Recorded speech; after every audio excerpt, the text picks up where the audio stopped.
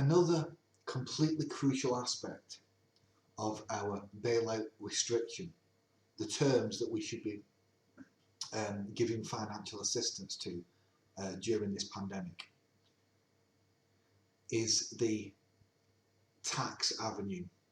Meaning there is in our country and more broadly in the Western world a grotesque level of tax avoidance by massive global companies, massive conglomerates that use, the majority of it is legal, but they use all kinds of complicated measures to avoid paying tax on income that was generated in Britain. Now, our government is complicit in this, in that it hasn't closed or forced companies to implement measures that would largely resolve the problem. And it permits completely immoral tax laws to subsist that are full of loopholes that are exploited by these global conglomerates. Over 100 billion by many estimates, over 100 billion a year is avoided in tax by exploiting loopholes in the existing tax laws, and because our tax law itself is woeful in that it doesn't correctly tax where profit is generated. And so these mega companies avoid paying their fair share. Of course, they avoid paying their fair share at work, as I've discussed in other videos, and I will continue to do so, because they are completely undemocratic tyrannies that have no democracy, no democratic structure, no workers' assembly, and the ownership is separated from the workers and the shareholders, which is completely immoral and wrong. And under a fair system, all workers would by law be joint owners and be able to receive the dividends and participate in the election of management and the board, etc. But we don't have that, and those companies don't have that. And so, as the Tax Justice Network has pointed out, and I really think everyone should check their site out because they do really good investigative work into exposing global tax avoidance. And I'm going to put a link down below as to what they believe the term should be for companies wanting to receive state aid in relation to their tax affairs. So principally, we should be excluding from bailout assistance any company that is registered in a tax haven or has a subsidiary that is registered in a tax haven. And as the Tax Justice Network points out, the definition of a tax haven must be based upon the Financial Security Index or the Corporate Tax Haven Index, not the EU's completely flimsy blacklist, because apparently that list does not cover the vast majority of tax havens. It could potentially, going off the EU's list, include many companies that really operate in tax havens.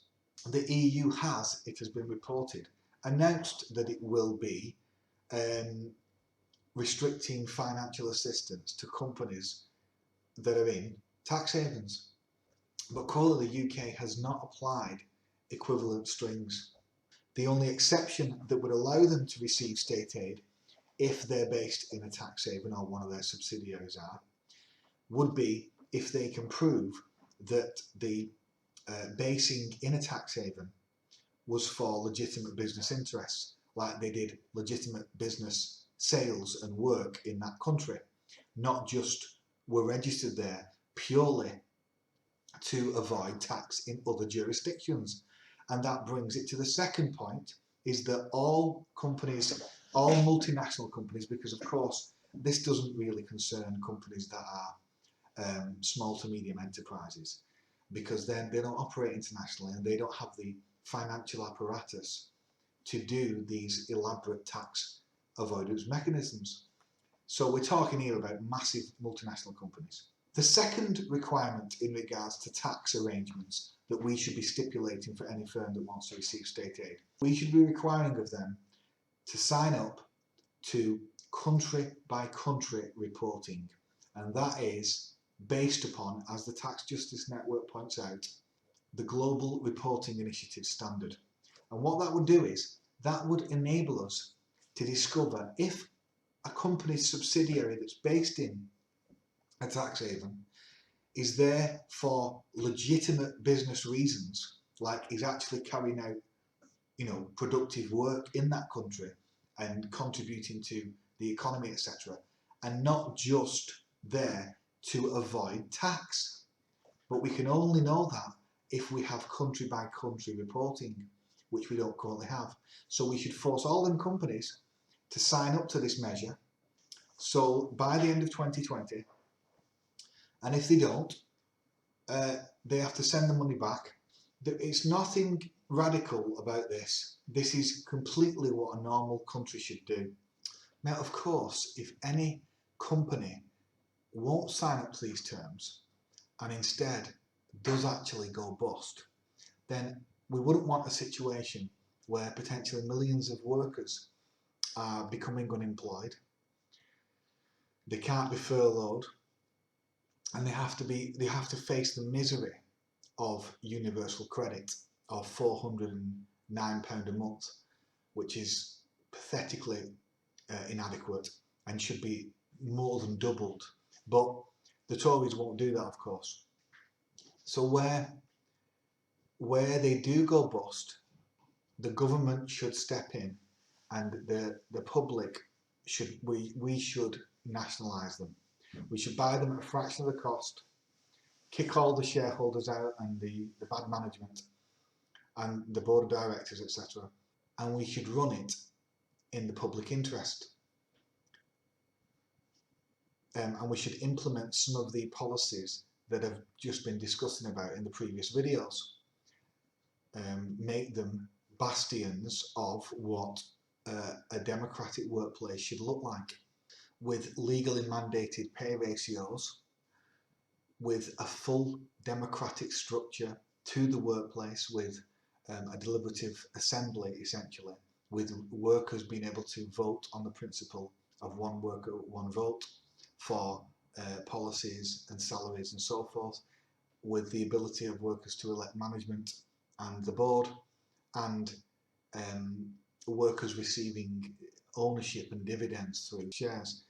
Obviously, it would still be a nationalised company, so it would still be owned by the British state, essentially. But we should make them into examples of how a workplace should be run, with workers, with the principles of worker self-management being adopted and being promoted, not having this hierarchical, top-down, undemocratic disaster that our modern workplaces unfortunately are. Now, of course, these economic packages and this criteria should only be used alongside a programme of nationalisation, which we should do for some of the major airliners and telecom firms and so forth, that should be nationalised anyway, and we shouldn't be just handing over hundreds of millions of pounds of money when they're, even with these strings attached, although it would be a massive benefit if they did that, but we should actually be taking them under full public ownership